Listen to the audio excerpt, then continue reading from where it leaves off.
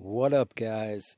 So here we have a Timex automatic watch. It's an older one, 25 joules.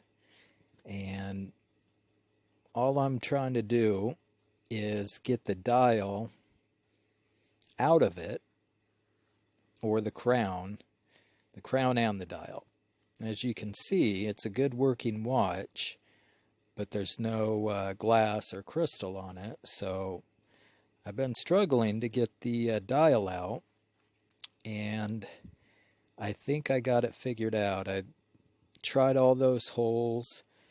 That screw right there is what needs to be unloosened about a quarter and a half turn. I'm using a file to unloosen it. The screws are teeny tiny, so maybe like a very small screwdriver or razor blade, something small, and you just unscrew it, and see that screw right there.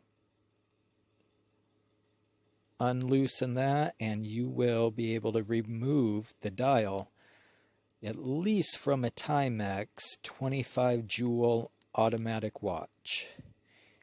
If you've learned anything, feel free to like video, and thanks for watching.